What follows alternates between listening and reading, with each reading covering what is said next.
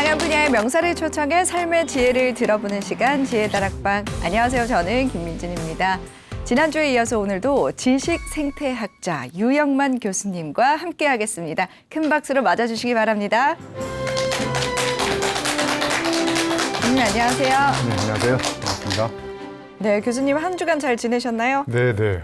저는 국토종주 중이거든요. 자전거 타고 부산 가서 633km 타고 왔습니다. 와, 엄청난 길을 다녀오셨네요. 네네. 체력적으로는 건강하신 거죠?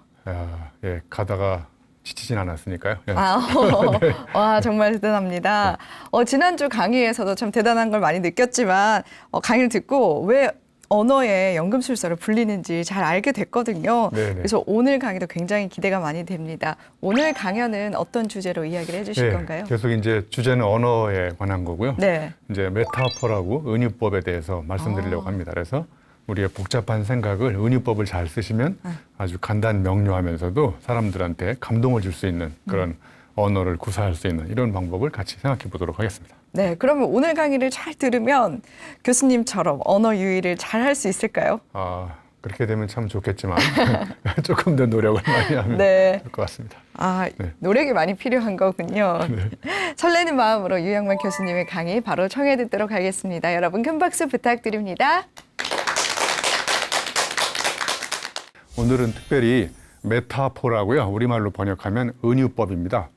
메타포는 저는 배움의 대포라고 생각해요. 닮지 않은 두 가지를 연결시켜 놓고 공통점을 찾아내는 이런 문학적 수사법을 은유법이라고 하는 거예요. 복잡한 생각을 굉장히 단순하게 표현하는 것 같아요. 그래서 경제에 이른 사람은 단순하다. 엉뚱한 걸 연결시켜가지고 막 이렇게. 그런데 그런 사람들의 사유를 보면 정말 재밌지 않나요?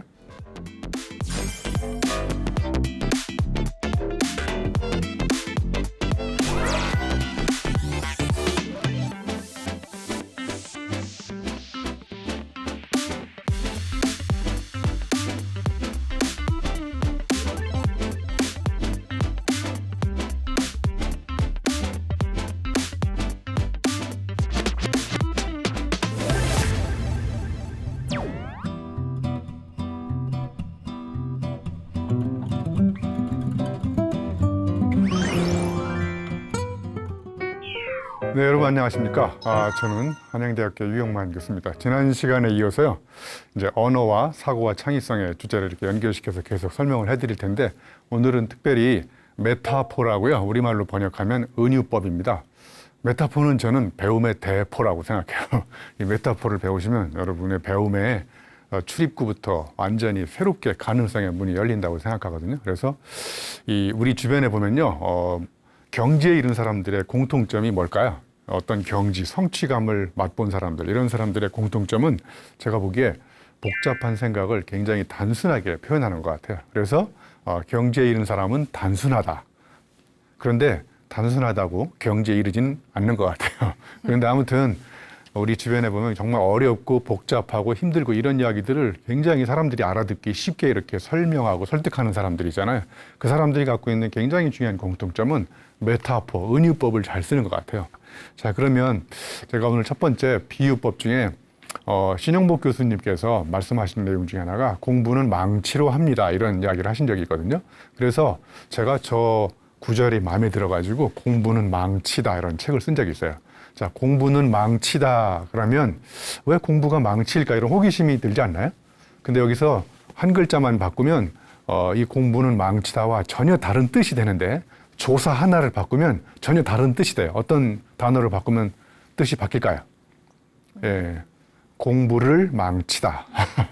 그러면 공부를 진짜 망친 거고요. 공부는 망치다는 A, 공부가 추상명사, B, 망치가 보통명사잖아요. 그러니까 추상명사 앞에 있는 공부라는 게 사전에 찾아보면 정의가 굉장히 어렵잖아요. 여러분 국어사전이나 대학 교수님이 쓰신 개론책에 나오는 정의를 읽고 막 눈물을 흘리시고 감동받으신 분 계세요? 예, 감동이 안 오는 이유는 뭐냐면 그게 너무 교과서적으로 논리적으로 이 좌뇌형 이런 식으로 정의를 해서 그런 거예요. 그래서 메타포는 자기가 경험한 것, 체험한 그런 깨달음을 은유법을 써가지고 표현하는 거예요. 자, 예를 들면 공부는 왜 망치일까? 가만히 생각해 보세요. 자, 망치의 용도는 뭔가요? 망치. 뭔가 망치는 도구가 아니고 이렇게 못을 박거나 뭐 벽돌을 깨부수거나, 그죠? 자, 그러면 여러 가지 용도 중에 망치는 깨부순다라는 의미가 있어요. 자, 그러면 공부를 한다는 것은 어떤 의미일까요? 이전에 내 생각을 새로운 공부를 통해서 산산조각 이렇게 깨부수는 거예요. 그래서 여러분이 머릿속에 들어있는 고정관념, 고정관념이 고장이 나면 고장관념이 돼요. 네, 그래서 관념이 고장 나버리면 그건 수술도 안 되고 이제 머리를 바꾸셔야 돼요. 자, 그런데 아무튼 여러분 머릿속에 들어있는 통념이나 고정관념 이런 것들을 산산조각 깨부수는데 어떻게 해야 되느냐? 공부를 해야 되거든요. 아, 그러니까 공부라는 것도 뭔가를 깨부수는 거고 망치도 뭔가를 깨부수는 거잖아요. 자, 그러니까 공부하고 망치가 이렇게 겉으로 보기에는 닮아 있지 않는데 닮은 게 없는 것 같죠. 그죠? 그런데 가만히 들여다보니까 아, 공부하고 망치가 닮았어요. 자, 이렇게 닮지 않은 두 가지를 연결시켜 놓고 공통점을 찾아내는 이런 문학적 수사법을 은유법이라고 하는 거예요. 자, 그러면 공부를 사전에 찾아보면 뭐 고정관념을 깨부수기 위해서 힘들게 노력하는 행위, 뭐 이런 게 막 가슴이 심장이 뛰고 그러나 이런 정의를 들으면 네. 그럼 행위가 뭐냐 또 찾아보면 뭐 실제 움직이면서 행동하는 것, 행동을 찾아보면 또 움직일 행자의 행동, 계속 이렇게 꼬리에 꼬리를 물고 정의를 내리거든요. 그러면 그게 잘 이해가 안 가잖아요. 그런데 공부는 망치다. 그러니까 망치라는 게 우리가 흔히 접할 수 있는, 만질 수 있고 접촉할 수 있는 보통 명사잖아요. 그러니까 갑자기 공부라는 추상 명사가 보통 명사로 뚝 떨어지니까 의미가 확 맞았죠. 예, 그래서 공부는 망치다. 이렇게 제가 정의를 내려본 거예요. 자, 여기 보시면 공부는 또 피클이다. 이런 말이 있는데 여기 체게바라는 이제 체게바라 이렇게 보지 마시고 아무튼 자, 그러면 이 공부하고 독서가 또 왜 피클일까? 자, 왼쪽에 보시면 오이가 있어요. 오른쪽에 피클이 있고. 자, 예를 들면 제가 원래 대학 교수이기 전에 용접공이었던 건 아시나요? 아, 모르시는구나. 저에 대해서 좀 알고 강의를 좀 들으셔야 되는데. 제가 한때 수도공고 다니면서 용접을 했었거든요. 그러다가 경기도 평택 화력발전소에 가서 1년간 또 평택 송탄 이런 밤무대에서 제가 놀았던 사람이에요. 아무튼 그런데 어떻게 대학 교수가 됐느냐? 저한테 제 인생의 첫 번째 터닝 포인트를 제공해 준 책을 읽은 거예요. 그게 이제 고시 체험생 수기집인데 거기에 공고생이 사법고시나 행정고시 패스한 게 있더라고요. 그래서 제가 그 책을 읽고 이게 눈이 번쩍 뜨였어요. 아, 나같이 이렇게 밑바닥 인생을 사는 사람도 인생을 한 방에 역전시킬 수 있는 방법이 있다는 걸 누가 알려준 거냐면 책이 알려준 거예요. 그래서 저는 그 책을 읽고 지금 돌이켜보니까 잘못된 꿈을 품은 거예요. 그래서 제가 책을 읽기 전에는 왼쪽에 오이였는데 책을 읽고 나서 뭘로 바뀌었어요? 피클로 바뀌었어요. 자, 그러면 오이가 피클로 변할 수 있지만 피클이 다시 오이로 돌아갈 수 있나요? 돌아갈 수 없어요. 이게 독서의 위력인 거예요.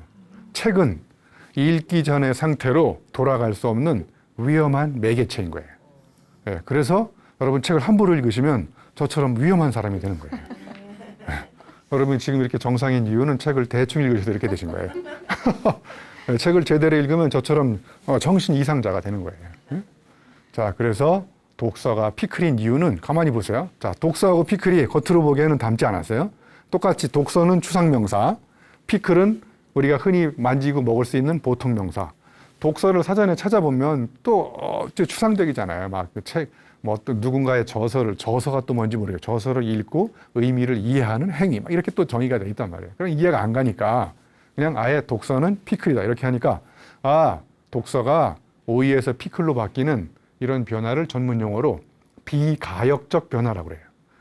원상태로 돌아갈 수 없는 위험한 변화, 이게 비가역적 변화인 거예요. 그래서 아, 독서는 오이에서 피클로 바뀌는 혁명적인 변화구나, 이런 걸 이제 알게 된 거죠. 네?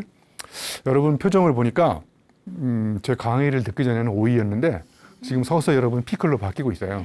그래서 여러분은 제 강의를 듣기 전의 상태로 돌아갈 수 없는 오늘 위험한 장소에 오신 거예요. 제가 오늘 강의 끝나기 전까지 여러분 다 피클로 바꿔버릴 거예요. 괜찮겠어요? 위험하시면 빨리 지금이라도 나가세요. 자, 대충 은유법이 어떤 엄청난 위력을 갖고 계신지 대충 이해가 가시나요? 네, 이해가 가시면 강의는 이걸로 마치도록 하겠습니다. 좀 더 할까요? 네, 그러면 자, 은유법을 제가 잠깐 두 가지 예를 들었는데, 자, 은유법의 위력이 제가 여기 몇 가지 써놨는데, 첫 번째 관계가 발견됩니다. 자, 무슨 이야기냐면 독서하고 피클이 관계 없었는데 가만히 들여다 보니까 관계가 있잖아요. 관계가 있다는 얘기는 나하고 너하고 뭔가 공통점이 있다는 거예요. 자, 그다음에 독서하고 피클이 경계가 있었는데 경계가 무너져. 독서가 피클로 들어가고 피클이 독서로 왔다 갔다 하고, 그다음에 독서하고 피클이 상호 침투가 일어나요. 네? 독서가 의미가 피클로 들어가고 피클의 맛이 독서로 들어가고 왔다 갔다. 그리고 이종 결합, 두 가지가 종류가 다르잖아요. 독서하고 피클이. 근데 이게 새롭게 결합이 되면서 세계 최초의 독서는 피클이라는 의미가 새롭게 형성이 되잖아요. 그러면서 여러분의 사유, 독서에 대한 생각이 비약적으로 발전하잖아요. 아, 지금까지 독서 그러면 하기 싫고 어려운 책 막 이런 게 떠오르는데 독서는 피클이다. 그러니까 갑자기 독서하고 싶지 않나요? 네, 이렇게 은유법만 잘 쓰셔도 우리의 사유를 비약적으로 발전시킬 수 있는. 그래서 이 독서는 피클인 이런 은유법처럼 수사력만 바꾸는 것이 아니라 은유법을 바꾸면 우리의 생각도 행동도 바뀐다는 걸 알아볼 수 있어요. 여러분 잘 아시는 스티브 잡스도 창의성이라는 걸 아주 쉽게 정의를 내렸어요. 크리에이티비티가 뭐냐? Connecting things라는 거예요.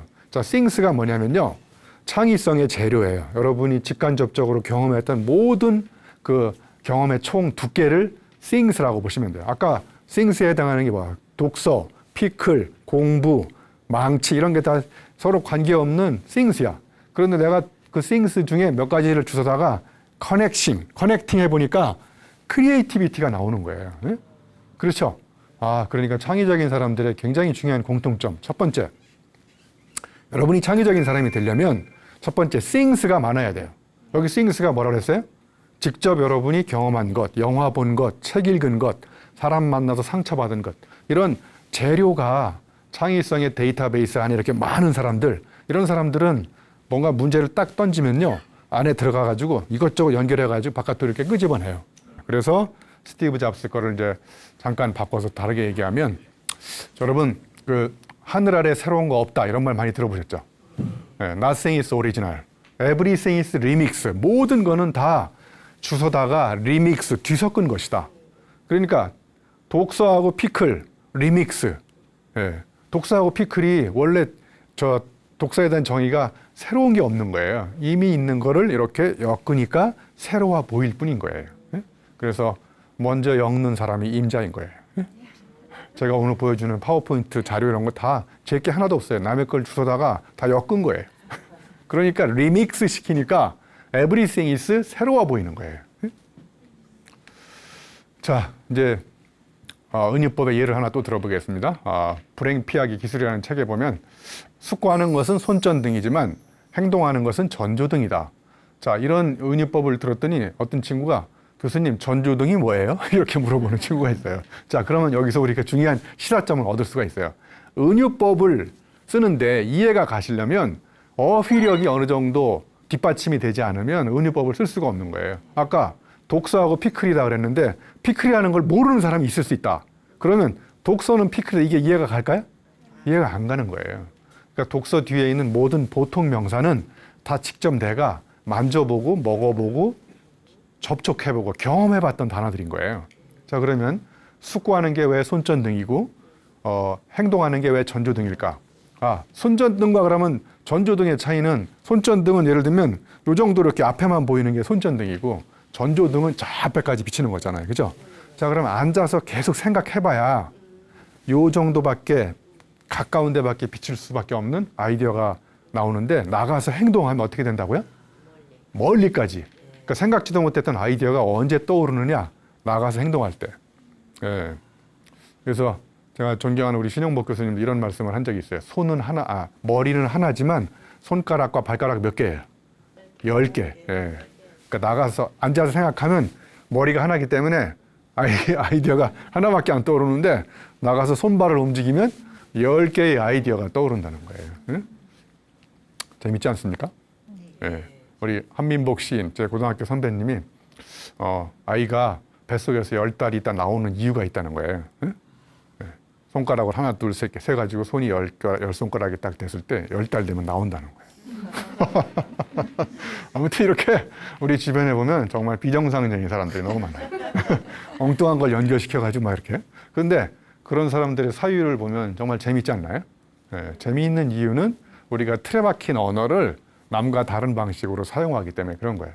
그래서 시인들은요, 이 은유법의 천재들이에요. 그래서 여러분들이 시를 자주 읽으면 이 틀에 박힌 언어를 다르게 쓸 수 있는 가능성이 보이는 거라고 생각합니다. 자, 이 또 뱃살은 비무장지대라고 우리 김영민 교수님, 칼럼계의 아이돌이라고 하시는 분 계시잖아요. 이분이 유명해진 이유 아시죠? 추석 때 갔는데 추석이란 무엇인가요? 뭐 예를 들면 가면 집에 가면 자꾸 결혼을 언제 하냐 이렇게 질문하잖아요, 그죠? 너 여자친구, 남자친구는 있냐 이런 게 지겨우니까 그러면 이제 반대로 추석이란 무엇인가요? 이런 질문을 던져보죠. 자, 아무튼 뱃살은 비무장지대다. 이해가 가시나요? 요거는 이해가 잘 안 가시죠? 상반신과 하반신에 걸쳐 있는 무책임한 비무장지대. 그래서 누구도 이렇게 접근하지 않지만 아무튼 이렇게 비무장지대처럼 이렇게 접촉할 수 없는데 온갖 살이 붙어 있는 거죠. 이 뱃살을 영어로 스페어 타이어라고 하는 거 아시죠? 스페어 타이어. 타이어처럼 이렇게 스페어가 이렇게 생겨 있는. 자, 아무튼 이렇게 은유법을 잘 쓰면 재밌습니다. 여기 오신 분들 오늘 결혼하신 분들인 것 같은데, 자, 그러면 은유법 연습을 한번 해볼까요? 결혼은 뭐다? 은유법으로. 결혼은 로또다. 맞는 경우가 거의 없으니까 로또다. 뭐 결혼은 무덤이다. 왜냐하면 결혼을 하다가 잘못해가지고 이제 무덤 속에 들어가서 불행한 결혼 생활을 하는 사람들. 뭐 예를 들면 또 결혼은 양파다. 왜 그럴까요? 네, 우리 남편 보니까 정말 만나기 전보다 같이 살면서 정말 새로운 면이 드러나는 것 같아. 좀 긍정적인 측면에서. 그래서 나는 결혼을 참 잘한 것 같아. 이런 식으로 여러분의 결혼 생활을 바꾸는 방법은 어떻게 해야 돼요? 은유법을 바꾸시면 돼요. 결혼 뒤에 있는 보통 명사를 바꾸시면 여러분의 결혼에 대한 생각과 결혼 생활 자체가 바뀌는 거예요.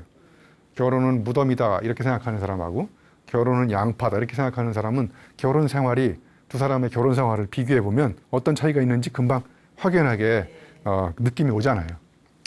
자, 제가 이제 한번 또 은유법을 진정한 배움은 신문지가 아니라 도화지다. 자, 그러면 신문지와 도화지의 차이를 잠깐 비교해 보세요. 이미지를.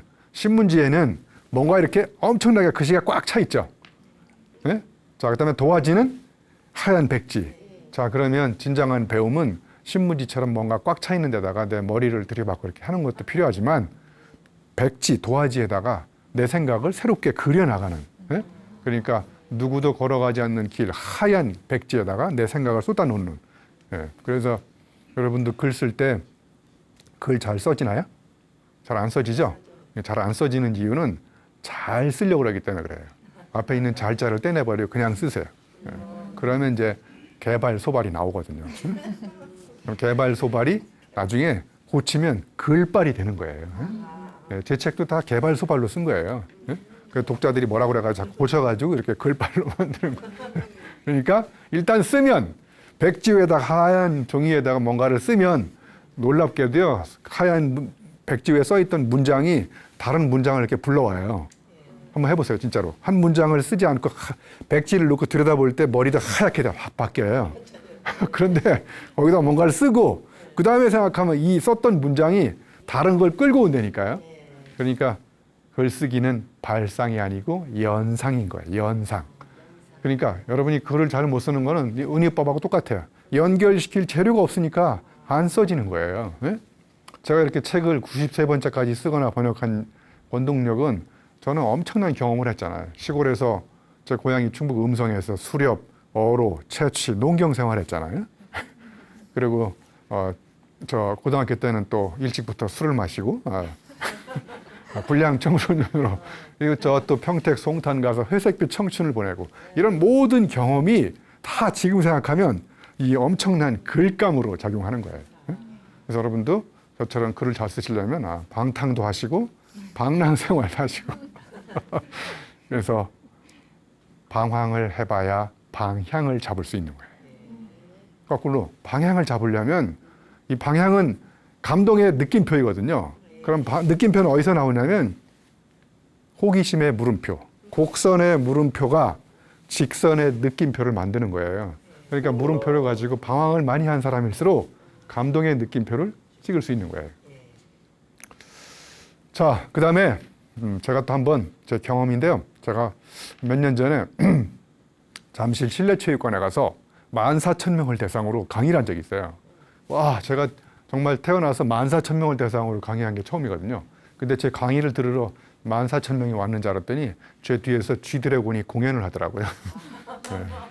아무튼 한 회사가 그 대학생들 대상으로 하는 그 굉장히 큰 강연이었었는데 그때 우리 GD한테만 열광을 하고 나한테 열광을 안 해서 제가 이제 기선을 제압하려고 이런 질문을 던진 적이 있어요.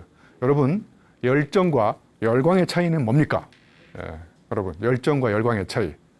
아주 쉽게 은유법으로 표현하면 열정은 땀인 거고요. 열광은 침인 거예요.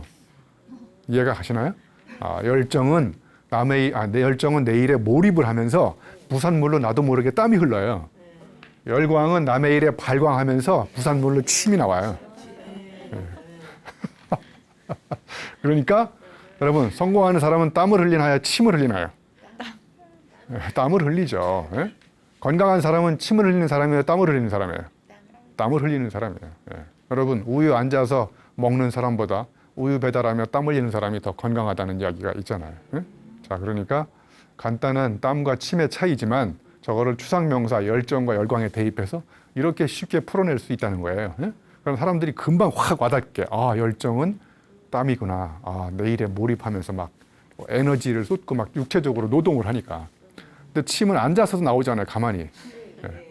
시샘이 침샘을 자극하면 이렇게 침이 나오는 거예요.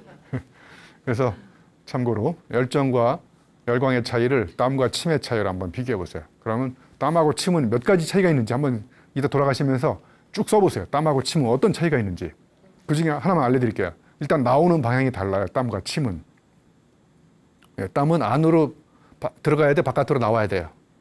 땀은 바깥으로 흘러야 되고 침은 침은 안으로 들어가야 돼. 이 방향이 바뀌면 위험해지는 거예요.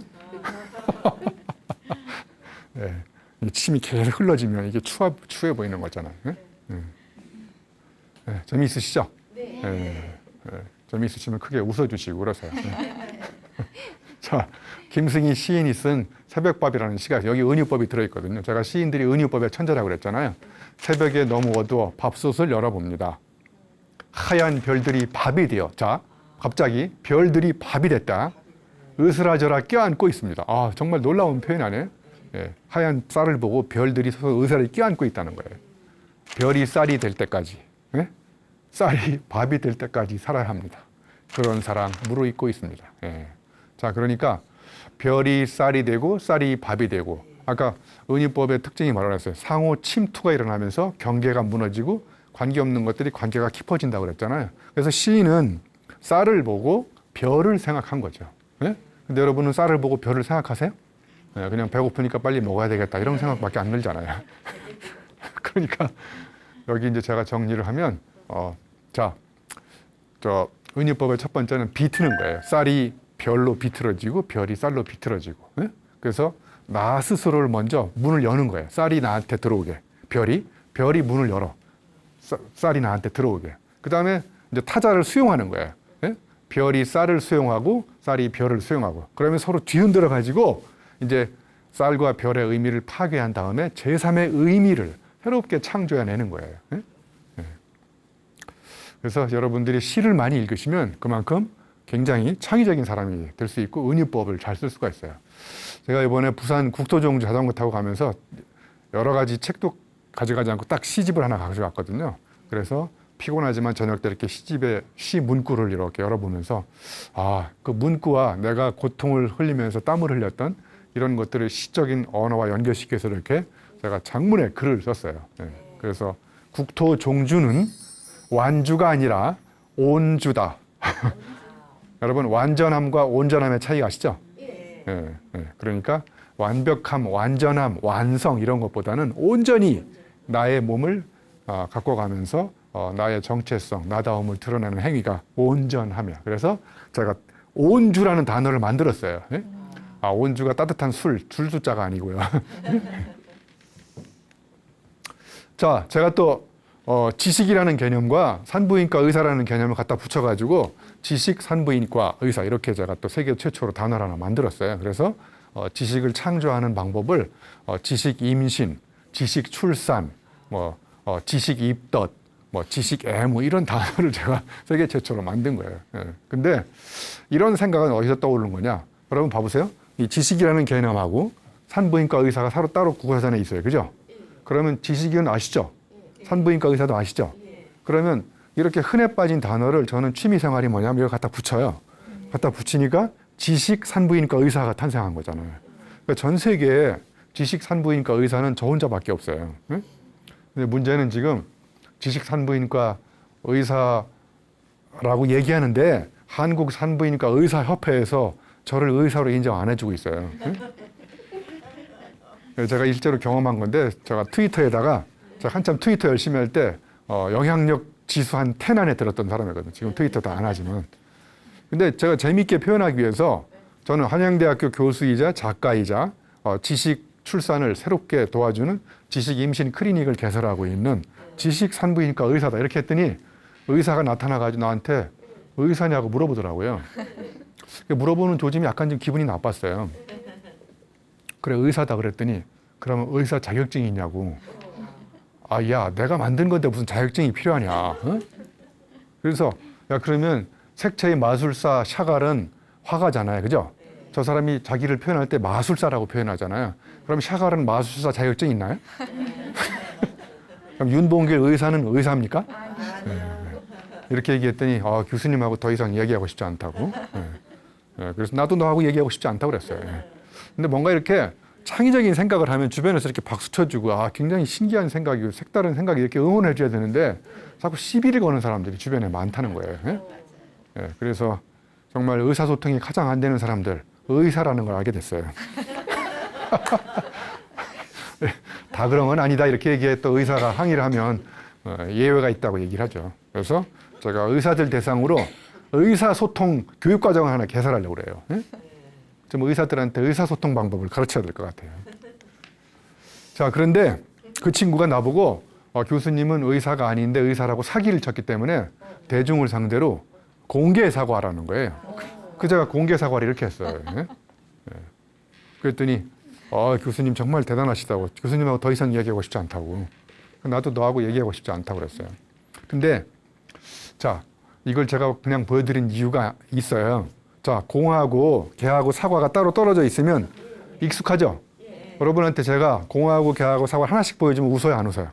안 웃었는데 여러분이 저걸 보고 웃은 이유가 뭐예요? 어서 많이 봤는데 하나로 붙어 있잖아요. 그리고 새로운 상상력, 이미지가 imagination, 새로운 상상력을 자극하지 않나요? 예. 이런 게 은유법처럼 관계없는 걸 갖다 붙여놓으면 공부는 피클 이런 것처럼 색다른 사유를 촉발하는 상상력의 촉진자가 되는 거예요. 예? 그래서 MIT에 있는 마빈 민스키 박사님이 창의성의 정의를 뭐라고 정의를 내렸느냐? 흔한 구성 요소들의 흔치 않은 결합. 자, 공하고 개하고 사과, 지식과 산부인과 의사 다 흔해 빠졌잖아요. 그런데 갖다 흔치 않게 결합을 하니까 사람들한테 색다른 사유를 일으킬 수 있는 굉장히 중요한 촉진자가 되잖아요. 예? 예. 그래서 이거는 화가로 따지면 르네 마그리트라는 사람이 있어요. 르네 마그리트라는 사람이 벨기에의 초현실주의 화가인데 이 사람이 만드는 화법이 있어요. 전문 용어로 데페이즈망이라고. 저기 보시면 얼룩말하고 사자가 같이 붙어 있죠. 자, 얼룩말 따로 사자 따로일 때는 사람들한테 주목을 안 끌지만 갖다 붙여놓으니까 저게 뭐지? 예, 익숙한 이미지에 낯선 중첩, 낯선 연결 이런 거를 데페이즈망이라고 하는 거예요. 예? 방금 전에 제가 보여드렸던 대로 이것도 공하고 개하고 사과가 익숙한 이미지에 낯선 중첩. 그러니까 사람들한테 새로운 호기심을 자극하고 저기 물고기 보시면 밑에는 사람 몸뚱이지만 위에는 물고기고 저게 사람인지 물고기인지. 그러니까 일단 사람들한테 주목을 끌려면 흔해 빠진 것들을 흔치 않게 갖다 결합시키는 것. 은유법도 마찬가지예요. 공부, 피클, 망치 다 흔해 빠져 있는데 갖다 붙이니까 여러분의 사유를 이전과 다른 방법으로 놀랍게 색다르게 표현을 하잖아요. 그래서 이런 거를 전문 용어로 대자뷰, 부자대라고 그러는데요. 이걸 우리말로 번역하면 기시감, 신시감이에요. 예? 자, 기시감은 낯선 것을 익숙하게 보여주는 거예요. 이미 봤는데 처음 본 것 같고, 신시감은 새로운 것 같은데 낯선 것 같고. 예? 그러니까 공하고 개하고 사과도 어디서 많이 봤는데 새로운 것 같고, 그죠? 낯설은데 어디서 또 익숙한 것 같고, 이 경계를 왔다 갔다 하는 거를 전문 용어로 부자 대 데자뷰라고 하는 거예요. 이거를 가장 잘한 사람, 스티브 잡스입니다. 스티브 잡스가 뭔가 새로운 거 만든 거 없어요. 남들이 만든 걸 먼저 지가 갖다가, 지가라서 죄송하지만 자기가 먼저 갖다가 세계 최초로 엮은 거예요. 예? 그러니까 어디서 많이 봤는데 약간 새롭잖아요. 약간만 새로워야 돼. 너무 새로우면 사람들이 안 받아들여요. 예? 사람들은 익숙함의 천재이기 때문에 누군가가 새로운 걸 발명했어요. 그럼 너무 일상생활과 동떨어져 있는 색다른 사유나 행동을 촉구하면 사람들은 불편하기 때문에 그쪽으로 바로 안 가요. 그러니까 한 발짝만 약간 새롭게. 그러면 이제 사람들이 그걸 보고 아, 저걸 사용하면 내 삶도 조금씩 바뀌겠구나. 이런 생각을 이제 하게 되는 거죠. 자, 그래서 은유법을 계속 연습해 보면 책을 은유법으로 표현하면 첫 번째, 책은 창이다. 윈도우. 왜 그럴까요? 책을 한 권만 읽은 사람은 책을 한 권도 안 읽는 사람이 있어요. 그런 사람은 창문이 없는 깜깜한 방에 사는 거야. 근데 책을 한 권 읽으면 창문이 하나 생겨요. 2권 읽으면 창문이 2개. 그러니까 책을 여러 권 읽으면 다 그런 건 아니지만 여러 권 읽으면 세상을 다르게 볼 수 있는 창문이 여러 개가 생기는구나. 그럼 내가 세상을 이전과 다르게 바라보려면 어떻게 해야 돼요? 종류별로 다양한 책들을 읽어야 내가 세상을 다르게 볼 수 있는 다양한 창문이 생긴다는 거예요. 예, 책은 도끼다는 우리 박홍현 작가님이 카프카가 책은 도끼다라는 이야기를 이제 갖다가 제목을 쓰신 거잖아요. 근데 정말 그 간단한 제목이지만 도끼처럼 이렇게 뭔가 확 망치처럼 깨부수는 거잖아요. 뭔가를 얼음을 깨는 것처럼. 자, 책은 또 거울이에요. 왜냐하면 여러분 아침에 나오실 때 거울 보고 오셨죠? 예, 그런데 마음의 거울은 안 갖고 다니시잖아요. 예? 책을 읽으면 이렇게 창피해져요. 유영만 교수는 저렇게 열심히 사는데 왜 나는 이 모양 이 꼴로 살고 있지? 그래서 책이 나를 반성하게 만들어주는 거예요. 그러니까 책을 여러 권 읽은 사람들은 이렇게 자만, 교만, 태만하지 않고 늘 자세를 낮추고 겸손해져요. 왜냐하면 모르는 게 많다는 걸 알고 있으니까. 책은 또 징검다리. 왜 징검다리일까요? 여기서 저기로, 현재에서 미래로 그 다리를 놔주는 거예요. 책을 읽으면. 그러니까 책을 안 읽으면 어디로 갈지 모르는 거예요. 그래서 마지막에 책이 나침판인 이유는 방향을 잃었을 때 내가 인생을 어떻게 살아야 될까? 그럼 어떤 책 한 권을 읽고 저처럼 잘못된 꿈을 품게 만든 거잖아요. 고시 공부하려고, 그죠? 그러니까 돌이켜보면 잘못된 꿈을 품게 만든 거지만 제가 그 책을 안 읽었다면 아직도 지금 평택, 송탄, 유흥가에서 술 먹고 놀고 있을 거예요. 자, 그래서 우리의 은유는 우리가 생각하고 행동하는 방식을 결정하는 거예요. 아까 말씀드렸죠? 결혼에 대해서 저 생각을 바꾸려면 어떻게 해야 돼요? 결혼에 대한 은유법을 표현하시면 돼요. 결혼에 대한 국어사전의 정의는 딱 하나밖에 없지만 결혼에 대한 여러분의 생각을 바꾸는 방법은 뒤에 있는 은유법을 계속 바꾸시면 돼요. 결혼은 양파다, 로또다, 징검다리다, 그다음에 뭐죠? 무덤이다, 또 뭐 생각해 보세요. 결혼은 뭐다? 결혼 생활이 이렇게 별로 편안하지 않으신 것 같아요. 그래서 놀라운 거, 은유법을 바꾸면 은유법을 바꾸는 순간 그것에 대한 생각도 바뀌고 그것에 대한 행동도 바뀐다는 거예요. 그러니까 내 생각과 행동을 바꾸는 가장 강력한 방법은 내가 늘상 쓰는 은유법을 바꾸면 내 사유가 비약적으로 발전한다는 거예요. 자, 여기 보시면 면역은 사적인 계좌인 동시에 공동의 신탁이다. 이게 면역에 관하여라는 책에 나오는 말인데, 자, 면역. 제가 이제 2차 접종까지 했어요. 자, 그러면 제 몸이 건강한 거는 제 개인을 위해서 투자한 거예요. 그러니까 사적인 계좌에다가 돈을 입금하는 거랑 똑같은 거예요. 그런데 내가 면역을 하고 운동을 하면 건강해지면 어떤 일이 발생하냐면 공동체가 같이 건강해지는 거예요. 나하고 만나는 사람이 내가 건강할 때 같이 만나는 관계도 건강해지잖아요. 그죠? 여러분, 제가 몸이 아파가지고 병원에 가 있으면 여러분 기분이 굉장히 좋으시죠? 기분이 안 좋아지는 이유는 유영만 교수가 나하고 관계가 있기 때문에 그 사람의 아픔은 나의 아픔인 거예요. 그러니까 여러분이 몸이 건강해야 되는 이유는 여러분의 몸 개인을 위한 것뿐만 아니라 여러분과 만나는 모든 사람들한테 행복을 주기 위해서 여러분은 건강해야 되는 거예요. 그러니까 면역이 중요한 이유. 요걸 내가 그러면 제가 또 표절 전문가인 건 아시죠? 세상에 있는 걸 다 주워다가 저의 방식으로 바꾸는데 굉장히 재미를 느끼는 사람이에요. 이걸 살짝 이렇게 바꿨어요. 운동은 사적인 계좌인 동시에 공동의 신탁이다. 아, 운동을 하면 내 몸도 건강하고 공동체도 건강해지고. 예?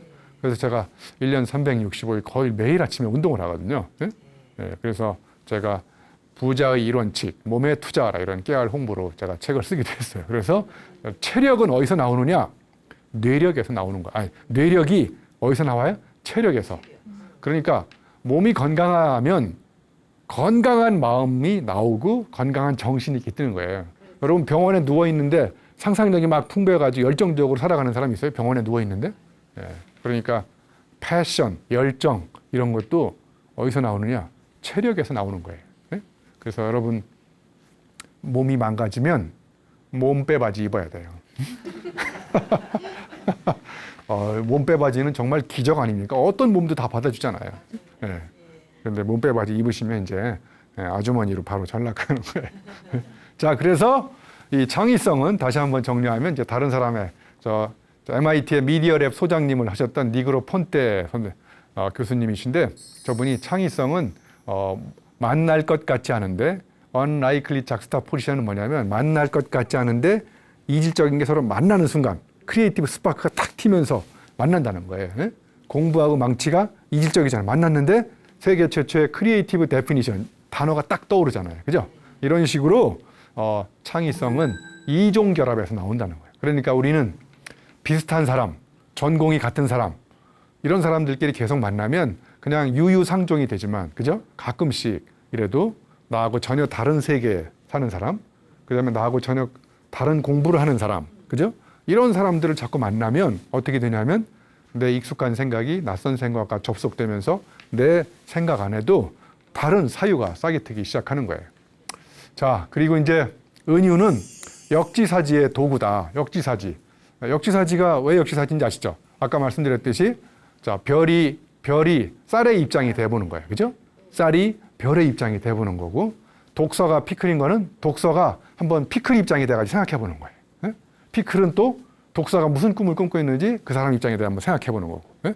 이런 식으로 역지사지의 달인은 누구냐? 시인입니다. 시인. 예? 시인들은 이 세상에 있는 모든 사물들을 다 무라일체, 사물과 나는 한 몸이다. 이렇게 생각하는 거예요. 그래서 그 사람 입장이 돼가지고 가만히 귀 기울여 들어보는 거야. 그래서 그 친구, 그 사물, 현상, 사람들이 뭘 이야기하는지를 잘 들어보는 거예요. 여러분이 지금 의자에 앉아 계시는데 의자에 대해서 여러분 한 번이라도 미안하다고 생각한 적 있어요? 의자가 지금 얼마나 힘들게 해서 여러분 지금 육중한 몸무게를 의자가 밑에서 이렇게 받치고 있잖아요. 빨리 의자한테 미안하다고 얘기하세요, 빨리. 예, 예. 그리고 의자가 그 힘들어하는 소리를 잘 들어보세요. 예? 야, 이놈아 좀 몸무게 좀 빼라. 이걸 몸이라고 갖고 다니느냐? 이런 걸 그대로 받아 쓰면 뭐가 되는 거예요? 시가 되는 거예요, 시가. 그러니까 시인은 죄송하지만 별다른 노력 없이 역지사지만 생각하시면 돼요. 응? 사물의 아픔은 나의 아픔이구나. 응? 그래서 안도현 시인도 꽃게라는 시를 썼잖아요. 스며드는 것. 꽃게가 간장 속에 밤쯤 몸을 담그고 엎드려 있다. 그러면서 막 꽃게가 이제 간장을 쏟아보니까 막 사투를 벌이는 거예요, 꽃게가. 예? 그 사투 벌이는 모습이 연상이 되나요? 예, 그리고 마지막 두 줄에 이렇게 써 있어요. 꽃게가 어미 개가 뱃속에 품고 있는 알한테 이제 유언을 남기고 죽었어요. 저녁이야, 불 끄고 잘 시간이야. 깜깜해지니까. 그래서 몰살에서 탄생한 음식이 뭐예요? 간장게장이에요. 이런 시를 읽고 간장게장을 드시러 가는 사람은 인간이 아니에요, 이거는. 이게 어떻게 입에 넘어가요? 간장게장이 막 그 연상이 되는데. 그러니까 모든 메타포 이런 거는 다 입장을 바꿔서 시도 마찬가지고요. 자, 여기 유혹은 미늘이다 이런 말이 있는데 미늘이 뭔지 아세요? 모르시는 분 많을 거예요. 낚시는 아시죠? 낚시가 고기를 딱 물면 이제 거꾸로 빠져나가기 못하게 역방향으로 이렇게 뾰족하게 갈고리를 만들어 놓은 게 미늘이에요. 예? 예. 어떤 사람은 저거 마늘 스페링 오탈자 아니냐 이렇게 쓰는 예? 미늘이에요. 미늘. 근데 여기서 미늘이라는 단어를 모르면 유혹은 미늘이라는 은유법을 이해할 수 있을까요? 없을까요? 이해할 수 없는 거죠. 예? 그래서 은유법은 두 가지가 전제가 필요한. 첫 번째, 해당 단어에 대한 체험적인 경험이 있을 것. 내가 직접 그 단어에 대해서. 여러분이 미늘에 대해서 경험을 안 해봤기 때문에 이제 확 와닿지 않는 거예요. 고기를 딱 잡아서 낚시를 잡았을 때 이게 고기가 안 빠지는 이유는 그 사이에 이렇게 정말 인간의 잔인한 생각으로 미늘이 이렇게 걸려 있는 거예요. 그러니까 미늘이라는 단어를 알아야 저 은유법을 알 수 있는 거죠. 두 번째, 이 은유법은 사회 정치적으로 합의가 있어야 돼요. 자, 예를 들면 내 마음은 은유법으로 표현하면 뭐예요? 호수요, 그죠? 요즘에 호수가 오염돼가지고 그 은유법을 다시 써야 돼요. 이런 식으로 어떤 단어에 대해서 우리가 사회적으로 정치적으로 합의한 게 있어요. 합의. 그 합의한 게 우리가 공유되고 합의를 했으면 그것대로 써야 되는데 그것의 의미가 가끔씩 무너질 때가 있거든요. 그러면 그걸 이제 다시 바꿔야 되는 거죠. 네? 네. 자, 그 다음에 이제 제가 지금까지 여러 가지 창의성, 아이디어, 그다음에 메타포 이런 거 많이 말씀드렸죠. 메타포는 은유법이고 크리에이티비티는 창의성이고. 그럼 여러분 아이디어가 많은 사람의 공통점 뭔지 아시죠? 아이디어는 마찬가지예요. 익숙한 것을 낯설게 연결시키는 사람. 아이디어가 풍부한 사람들은 안에 들어가서 새로운 생각들을 이렇게 끊임없이 끄집어내는 거예요. 자, 그러니까 아이디어도 두 가지를 연결시키는 거고, 메타포, 은유법도 두 가지를 연결시키는 거고, 창의성도 스티브 잡스처럼 connecting things 두 가지를 연결시키는 거고. 그러니까 이 세상에 수없이 많은 숱한 익숙한 것들을 낯설게 연결시키면 아이디어도 풍부해지고 메타포, 은유법의 천재가 되기도 하고 창의성의 달인이 되기도 하는 거죠. 여러분, 이 정도로 강의를 마치도록 하겠습니다. 고맙습니다.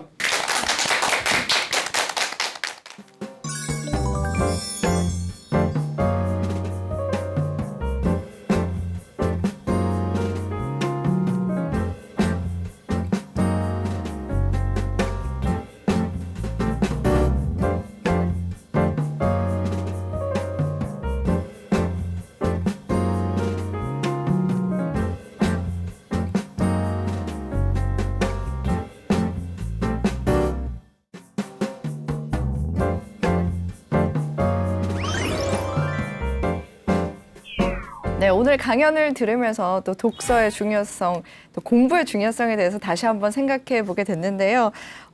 교수님이 비위를 맞추려고 노력하기보다는 비유를 개발하려고 노력하라. 또 앞문이 막히면 질문을 던져서 옆문과 뒷문으로 나가라. 네. 이런 말씀을 하셨는데 이 정도면은 살아있는 명언 제조기가 아닌가 이런 생각이 드는데요. 개인적으로 가장 마음에 드는 비유가 있었다면 어떤 게 있으실까요? 네, 물론 제가 쓴 책 제목 공부는 망치다 이런 거. 아무튼 이제 우리가 살아가면서 은유법을 이전과 다르게 계속 바꾸지 않으면 여러분이 남이 만드는 은유법을 계속 쓰시면 남의 사유에 종속돼서 사는 거예요. 네? 그래서 내 생각을 개발하는 가장 강력한 방법, 은유법을 나의 체험으로 다시 계속 만들어내면 좋을 것 같아요. 네. 와, 물론 꾸준히 독서하고 또 사색하고 메모하는 것 이런 것도 모든 것이 다 중요하겠지만 교수님처럼 이렇게 은유를 잘하고 또 기발한 아이디어를 많이 내기 위해서는 어떻게 하면 좋을까요? 두 가지가 필요할 것 같은데요. 네. 은유법은 체험적인 거거든요. 네. 그래서 체험이 이전과 다른 체험을 많이 하셔야 될 것 같아요. 틀에 박힌 생활을 하시면 틀에 박힌 은유를 사용할 수밖에 없어요. 그래서 제가 사하라 사막에 가서 마라톤 뛰기도 하고 막 킬리만자로 올라갔다 오기도 하고 국도종주도 이렇게 다양한 체험을 하는 이유는 내 몸이 겪은 체험이 달라지면 이제 이 머릿속에 내면에 들어가 있는 창의성의 재료가 달라지거든요. 자, 그 다음에 두 번째 필요한 게 아무리 체험이 많아도 내가 이걸 적확한 언어를 사용해서 표현할 수 없으면 체험이 그냥 몸에서 썼거든요. 그러니까 이제 책을 읽으면서 독특한 언어를 자꾸 사용해야 돼요. 그래서 여러분도 언어 공부를 꾸준히 하셔야 될 것 같아요. 오늘 강의를 들으면서 이 언어의 활용의 중요성에 대해서 네. 많이 생각을 하게 되는데요. 다음 주에는 그럼 어떤 이야기를 해주실 건가요? 다음 주에는 이제 활용점정으로요. 언어 유희를 활용해서 네. 색다른 예를 들면 뒷글자를 맞춘다든지 운율을 맞춘다든지 단어를 뒤집는다든지 이렇게 해가지고 사람들의 사유에다가 통렬한 깨달음을 주는 언어 유희, 지식 창조법을 또 이어서 가도록 하겠습니다. 네, 다음 주 강연도 많이 기대가 됩니다. 이 프로그램은 여러분들의 후원으로 제작됩니다. 다음 주 이 시간에도 더 알찬 내용으로 찾아뵙도록 하겠습니다. 함께 해주신 여러분 고맙습니다.